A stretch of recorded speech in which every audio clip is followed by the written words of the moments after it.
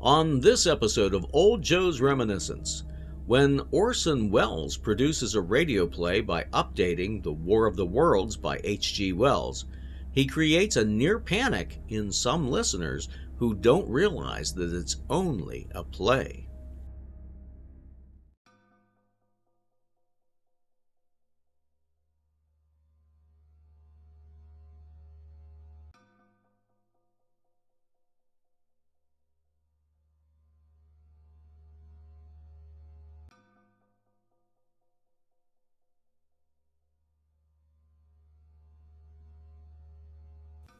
I'm about to review the 1938 radio adaptation of a then 40-year-old H.G. Wells novel entitled The War of the Worlds, as it was performed by the Mercury Theater on the Air over the CBS radio network. Although it seems nearly impossible for anyone to have not heard of The War of the Worlds, I'd suggest that you at least read the novel before viewing this, if you don't want it to be spoiled.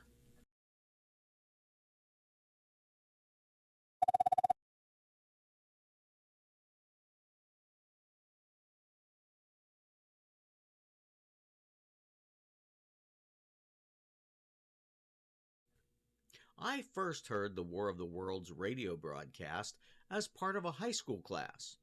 I also watched the 1975 made-for-TV movie, The Night That Panicked America. The radio said it was the end of the world, and the world believed it. This is the most terrifying thing I've ever witnessed. In 1938, Orson Welles and his Mercury Theater on the Air was an unsponsored, one-hour weekly radio show on the CBS radio network that adapted classic literature such as Treasure Island or Sherlock Holmes and presented them in the form of a first-person narrative.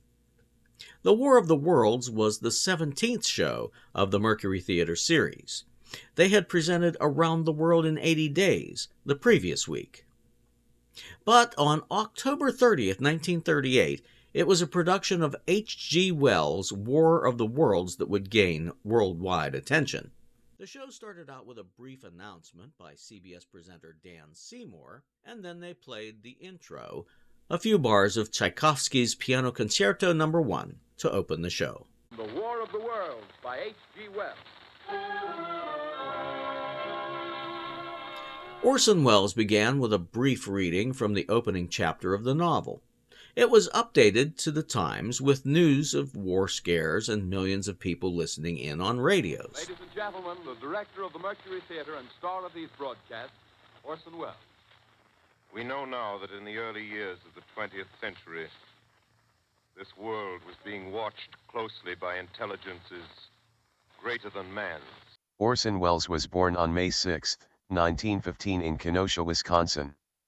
His father was a well-to-do inventor. His mother was a concert pianist.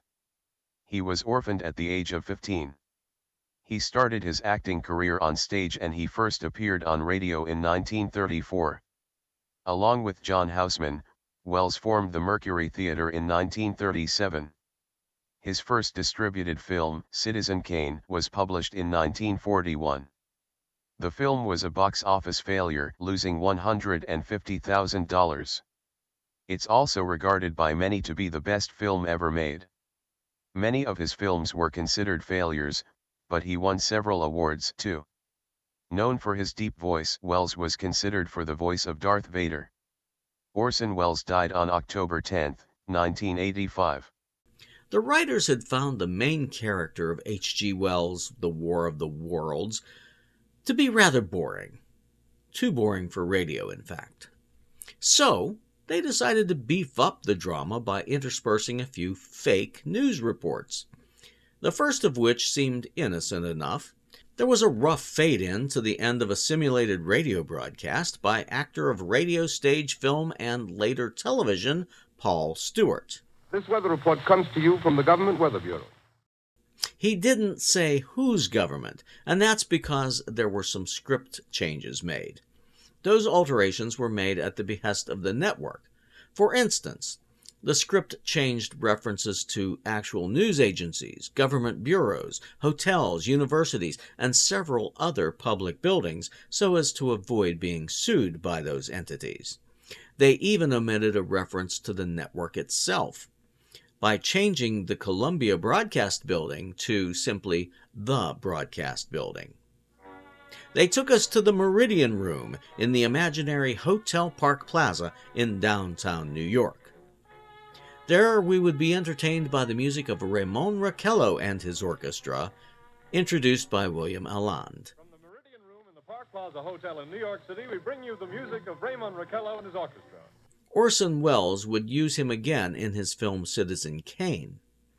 It should be noted that very few people listened to this radio show regularly, mainly because it aired opposite of NBC's most popular program, The Edgar Bergen and Charlie McCarthy Show. Who would have thought that people would tune in to hear a ventriloquist perform on radio? Well, I listened to the beginning of the October 30th Bergen and McCarthy Show, and I didn't make it 5 minutes before I wanted to tune away. And that's exactly what happened in 1938. Listeners started turning their dials from baritone singer Nelson Eddy belching out the Canadian logging song. On the rivage we float, the logs, they make it a grand boat. On the logs we leap and laugh and safe upon the rocks that's on the raft. And some of them ended up tuned to one of the 110 CBS-affiliated stations that were dispersed across 47 states. While some were enticed by the Latin sounds of Ramon Raquello, others tuned over just in time to hear the news bulletins about the observation of gas explosions on the planet Mars.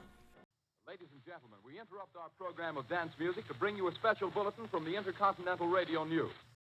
However they got there, many of these newcomers had no idea that they were listening to a radio play, and many of those who were listening to the radio play were distracted by the news bulletins, not realizing they were part of the play.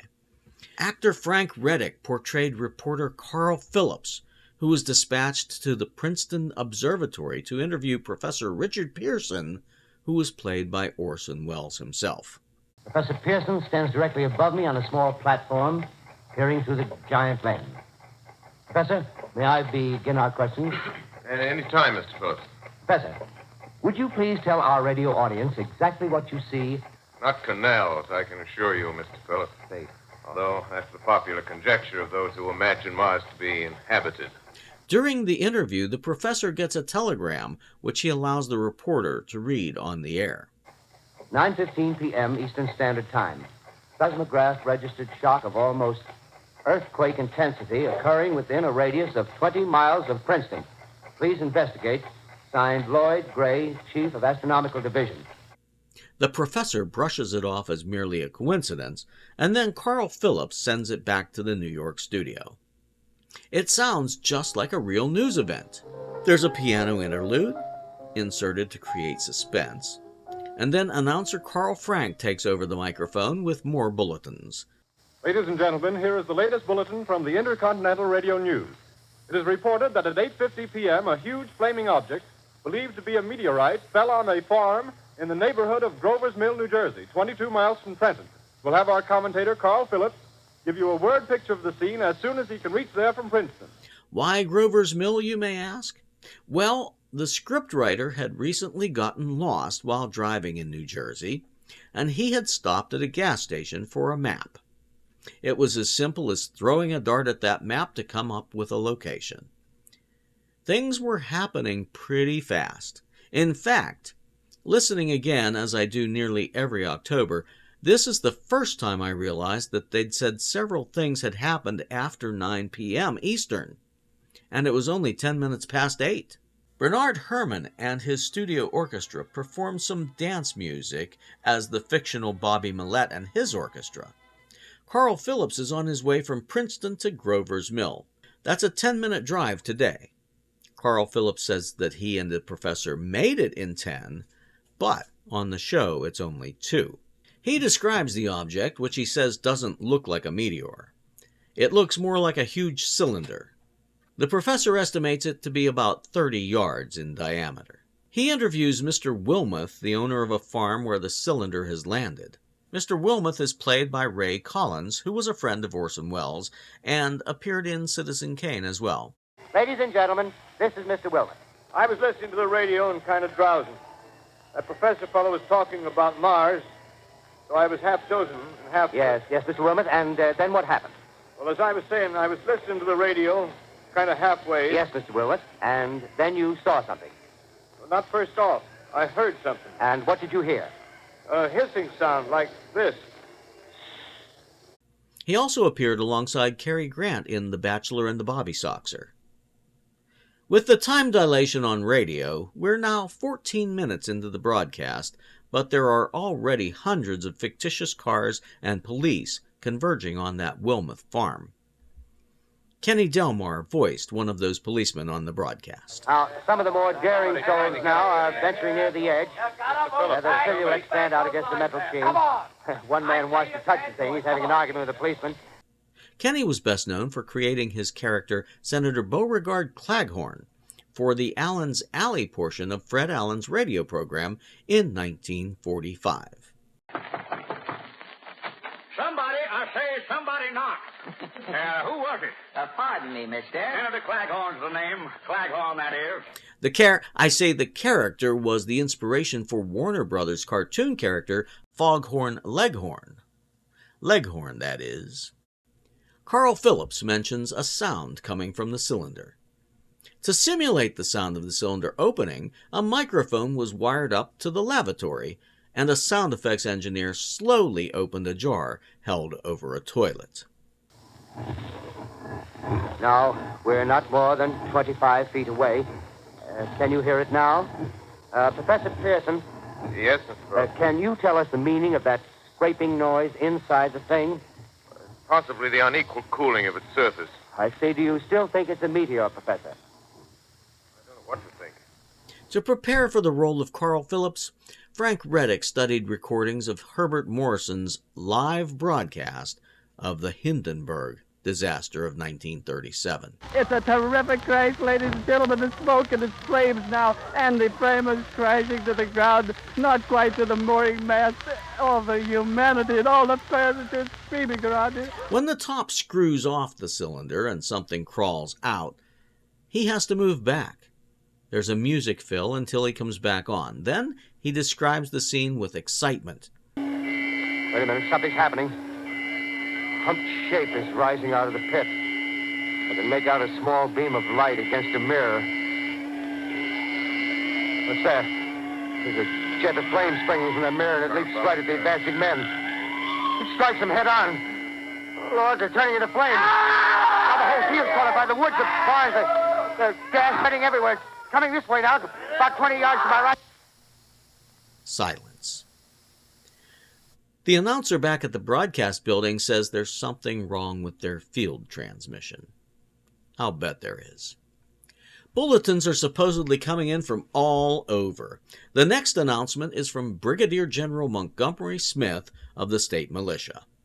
He's voiced by Richard Wilson, who would go on to write, direct, and produce films. He declares martial law for several counties of New Jersey. The announcer reads more bulletins, and then Orson Welles comes back on over a filtered mic, portraying Professor Pearson, reporting in by wire. Of the creatures in the rocket cylinder at Grover's Mill, I can give you no authoritative information, either as to their nature, their origin, or their purposes here on Earth. More bulletins come over in rapid succession, one of which reports that Carl Phillips is dead. Mr. Harry McDonald, vice president in charge of radio operations, played by Ray Collins, who had voiced Mr. Wilmoth earlier, turns over the broadcast facilities to the state militia in Trenton. We have received a request from the state militia of Trenton to place at their disposal our entire broadcasting facilities. In view of the gravity of the situation, and believing that radio has a responsibility to serve in the public interest at all times, we are turning over our facilities to the state militia at Trenton. Now, if anyone had bothered to check, the other networks were continuing with their programming. NBC still had the Edgar Bergen show rolling, with Don Amici and Madeleine Carroll singing a love story skit with no mention of an invasion, alien or otherwise. Madeleine Carroll. She has but recently returned from abroad to play the leading role in the Paramount picture, Café Society. Miss Carroll appears tonight in a play by one of her distinguished playwriting countrymen, John Van Druten. The rating service at that time says that only about 2% of households surveyed admitted to be tuned to CBS on that fateful night. The rest were either listening to the Bergen show or nothing at all. Still, some were fooled, especially if they had tuned in late and missed that it was a novel adaptation. Captain Lansing of the Signal Corps, voiced by Kenny Delmar, who had been the policeman earlier, says he has 8 battalions of infantry deployed. Already? 7,000 armed men. He says it looks almost like a real war. The cylindrical object, which lies in a pit directly below our position, surrounded on all sides by 8 battalions of infantry. All cause for alarm, if such cause ever existed, is now entirely unjustified. He begins to describe the aliens in their machines, up on long pedestals. Now the troops are on the edge of the Wilmot Farm. 7,000 armed men closing in on an old metal tube. A tub, rather. Well, wait, that wasn't a shadow. It's something moving. Solid metal, kind of a shield-like affair rising up out of the cylinder. It's going higher and higher. What? It's standing on legs, actually rearing up on a sort of metal framework. Now it's reaching above the trees and the searchlights are on it. Hold on. And then his broadcast goes dead. After a moment of silence, announcer Paul Stewart comes back on to tell us that the battle against the Martians at Grover's Mills has ended. Not only has it ended, but it has ended in one of the most startling defeats ever suffered by an army in modern times. The monster is reported to be in control of the middle section of New Jersey. Surely people didn't believe that, did they? The movie dramatization The Night That Panicked America shows a man and his son driving around looking for Martians. They shoot a hole in a water tower that they mistake for one of the Martian machines. Now, I don't know if that actually happened or if that movie was using some liberal amount of poetic license. But with communication lines supposedly down, it would be impossible to phone out. Yet, some people phoned their police stations. Others called the radio station and the networks. Although only a small portion of the listening audience believed that we were under extraterrestrial attack, there were some who thought that the Germans may have begun to attack us. Remember, in early October of 1938, German troops had marched on Czechoslovakia. That was on the minds of people all around the globe when this show aired in 1938. When the Secretary of the Interior was introduced, Kenny Delmar stepped to the microphone once again. During rehearsals, there was a discussion about what the Secretary of the Interior would sound like. Kenny had determined that he would sound very much like the President. Kenny's vocal impression of then-President Franklin Delano Roosevelt was so accurate that some people listening actually thought he was the President. Citizens of the nation, I shall not try to conceal the gravity of the situation that confronts the country, nor the concern of your government in protecting the lives and property of its people. After the Secretary of the Interior's presidential-sounding speech, the announcer says bulletins are piling up at the studio, and he reads some of them. The aliens are tearing up railroads and disrupting power lines. A second cylinder was found. The Army wants to blow it up before it can open. We are connected to a field artillery command. Richard Wilson and William Alland are joined by a German-born actor, Stefan Schnabel. Fire!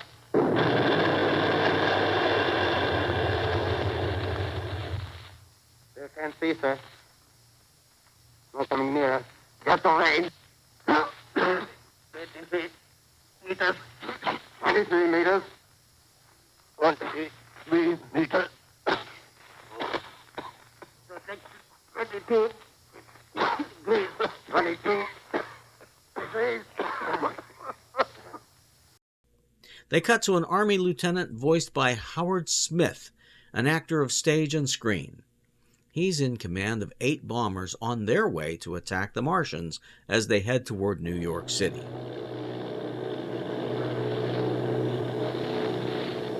Army bombing plane V-843 off Bayonne, New Jersey. Lieutenant Volt, commanding 8 bombers, reporting to Commander Fairfax, Langham Field. The lieutenant slowly counts off the yards to their target. The aliens use their heat ray on the attacking planes, which lose engines and try to dive on the Martians. We're diving on the first one. Now the engine's gone. 8. The broadcast from the plane goes dead. Amateur radio operators pass information along until they each go off the air in succession. It's well past the point at which there should have been a station break, and they're under pressure from the network to take one immediately and to announce that it's just a dramatization. Orson Welles keeps going, though. There's a scheduled break coming up shortly. We hear Ray Collins on the roof of the broadcast building. There are bells ringing to warn people to evacuate the city, he says. I'm speaking from the roof of Broadcasting Building, New York City. The bells you hear are ringing to warn the people to evacuate the city as Martians approach. Estimated in the last 2 hours, 3 million people have moved out along the roads. He adds that in the last 2 hours, 1 million people have moved out. Keep in mind that fewer than 30 minutes of real time has passed since the report of the first cylinder landing in Grover's Mill. People are moving out in cars and boats, he says. He describes 5 machines waiting across the Hudson River. Wait a minute. The enemy is now in sight above the Palisades. 5 great machines. First one is crossing the river. I can see it from here, wading the Hudson like a man wading through a brook. Someone hands him a bulletin. Martian cylinders are falling all over the country. Buffalo, Chicago, St. Louis. The machines release their black smoke. Now the smoke's crossing 6th Avenue. 5th Avenue. 100 yards away. It's 50 feet.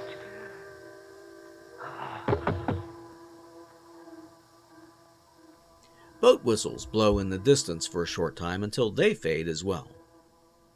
There's a moment of silence, and then an amateur radio operator with the call sign 2X2L calls CQ on the frequency. CQ is a code used by amateur radio operators to initiate a general call to anyone who might be listening. This time, there's no answer. Again, silence. Finally, at 8:40 p.m. Eastern Time, a full 10 minutes beyond when they would normally have taken a station break, they finally make an announcement. You are listening to a CBS presentation of Orson Welles and the Mercury Theater on the Air in an original dramatization of The War of the Worlds by H.G. Wells. The performance will continue after a brief intermission. This is the Columbia Broadcasting System. The War of the Worlds by H.G. Wells, starring Orson Welles and the Mercury Theater on the Air. As I recall, the movie depicts this as being hastily written copy to explain that it's merely a dramatization, and that may have calmed many listeners. For the next 20 minutes, Orson Welles' narrative of Professor Pearson follows the novel much more closely. He describes being in hiding during the days following the invasion. He ventures out after the black smoke lifts. He makes his way to Newark, where he encounters another man voiced by Carl Frank, who's been one of the announcers during the first part of the broadcast. Here, he's an artilleryman, and he has it all figured out. His plan is to move underground into the sewers. Then he and others like him will take over the Martians' machine. He'll turn the heat rays on the Martians. And he'd turn it on men, too. He'd take over the world. Professor Pearson has heard enough. He leaves the artilleryman behind as he heads through a tunnel under the Hudson River to New York City, where he sees devastation wherever he goes. He stands alone on Times Square. He eventually comes upon 19 Martian machines that are standing stock still. The Martians are all dead, their bodies being pecked at by crows. It seems their immune systems were unprepared for the bacteria here on Earth. And life eventually goes back to normal. This is Orson Welles, ladies and gentlemen. Out of character, to assure you that the War of the Worlds has no further significance than as the holiday offering it was intended to be. The Mercury Theater's own radio version of dressing up in a sheet and jumping out of a bush and saying boo. Starting now, we couldn't soap all your windows and steal all your garden gates. By tomorrow night, so we did the best next thing. We annihilated the world before your very ears and utterly destroyed the CBS. You will be relieved, I hope, to learn that we didn't mean it and that both institutions are still open for business. So goodbye, everybody, and remember, please, for the next day or so, the terrible lesson you learned tonight. That grinning, glowing, globular invader of your living room is an inhabitant of the pumpkin patch, and if your doorbell rings and nobody's there, that was no Martian. It's Halloween.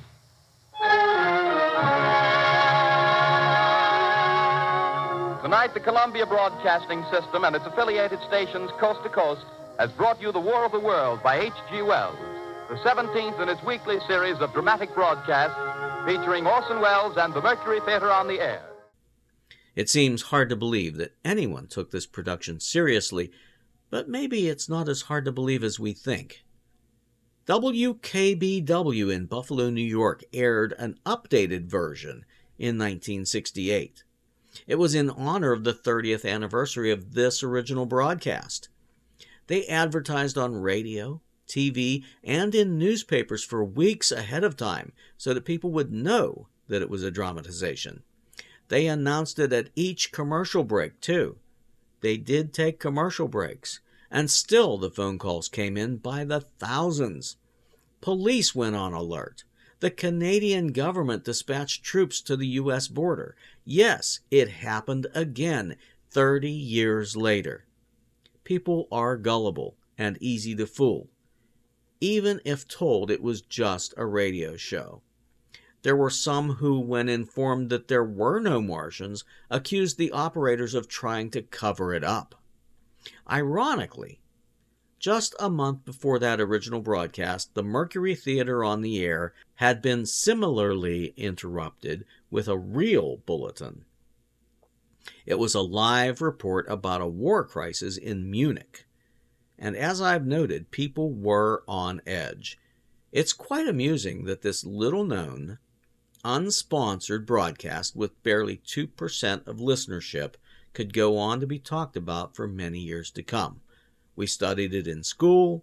A TV movie aired about it in 1975. There was a 1957 TV special about it, broadcast hosted by Edward R. Murrow. And here we are discussing it on the 85th anniversary of the date it had originally aired. The fallout? CBS was raked over the coals for this stunt. The Federal Communications Commission created new rules against performing fake news broadcasts over the airwaves. I guess they forgot to tell WKBW. Although Orson Welles took a lot of flack for this 1938 broadcast, he also gained instant fame. You have no idea how many people are listening and what they're thinking. I had every hope that the people would be excited as they would be at a melodrama. But I'm terribly shocked by the effect it's had. I do not believe that the method is original with me or peculiar to the Mercury Theater's presentation. He later became a famous actor and a filmmaker. In fact, his very first film, Citizen Kane, is often referred to as one of the greatest films ever made. I hope you enjoyed this special look back at the broadcast that panicked America. If you did, be sure to like, subscribe, comment, and I'll see you on the next one. Happy Halloween. Tonight, the Columbia Broadcasting System and its affiliated stations coast to coast has brought you The War of the World by H.G. Wells. This is the Columbia Broadcasting System.